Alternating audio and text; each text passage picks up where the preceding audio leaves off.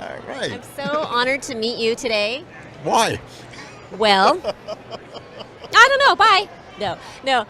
Larry's been doing the comic book business, and he's been an actor in television for a very long time.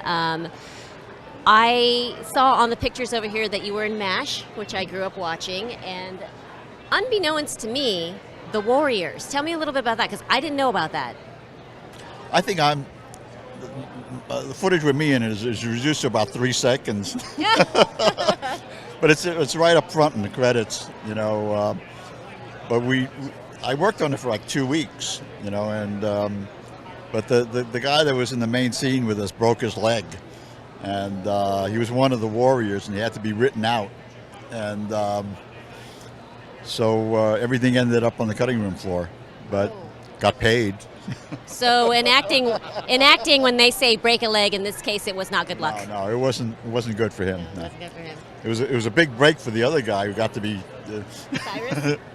No, the guy who got to be president of the Warriors. Yeah. That guy. Yeah, excellent movie. If you haven't seen it, you should go check it out. Right. Also, a good video game too. Yeah. Would you say, how would you say that the role of the Asian male actor in the role of cinema has grown over the past few years? You've been in it for a while, so let me know what you think. Well, it's gotten a lot better. I mean, but it's not great. I know. You know, but it's a lot better than it used to be. I mean, when I started out, every male Asian actor I knew you looked in their closet and they had a white lab coat, a waiter's uniform, you know, every stereotypical costume, because it show up a business suit for, you know, being a Japanese businessman, or and I got to the point I wouldn't even go to those auditions anymore. That's Did they ask you to speak Japanese at all? well, sometimes, or an accent. They always ask for an accent. But I did a lot of voiceover stuff with accents for like PBS even. Yeah. I narrated an entire documentary about Kobo Abe, the writer, and I had to do it in his voice, basically, in his accent. So. Now, what a lot of people may not know is that you also are an artist in comics. Now, how did you transition? Well, how did you start in this, first of all? Like the drawings that we'll have pictures of those later. I started out drawing. Right. Yeah, I had to draw comics for about 15 years before anybody let me write one. I started out writing and drawing my own stuff. I started on Undergrounds. And what year was that? 66, 67, something. I sold my first work when I was 16. Oh, wow. And Framed then, up in your house? No, I don't have any of that stuff anymore.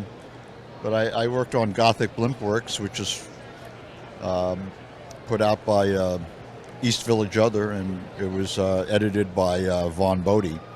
And you know, that was really one of the first underground publications ever. So now, I know you have a very interesting story about how you got your first acting gig. Yeah, I was in an elevator. I had hair down to my waist, and a woman got on the elevator, and she looked at me and she said, "Are you an actor?" And I said, "No." And she said, "You want to be one?" And, so I ended up being a harpooner in Moby Dick in an off-Broadway production. It was an outdoor theater on South Street Seaport, and somebody saw me in that, and I got other work. And then I think the third job I auditioned for Stephen Sondheim's Pacific Overtures on Broadway, and I got that. So I was in the original cast.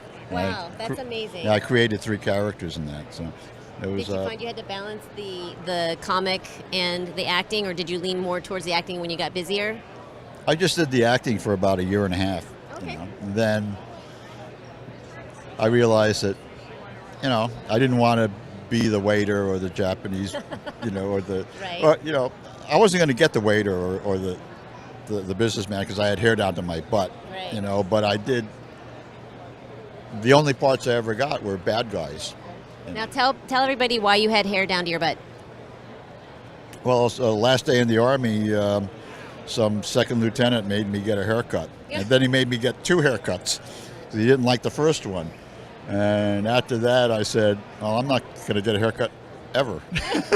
Okay, and he's also donating to a charity for your signatures, which is Yeah, it goes to Hero Initiative, which benefits indigent comic professionals. Oh. And just about 100% of what they collect goes to the people that need it. You know, they're not very heavy on it, administrative costs. Right. And I personally know 2 or 3 recipients, so I know that how effective they are. You know, and they're very caring. Yeah. That's great. That's really. And it's run by fans. It's not run by, professional administrators. Yeah. So if you do have a chance to come by any of the cons and meet and talk with Larry Hama, see any of his artwork, he's completely fascinating, and all of the donations go to a great cause. Well, the signatures do. Come by and see him anyway. The sketches go to me. Thank you, Larry, so Okay. much. Thank you for coming by. Okay.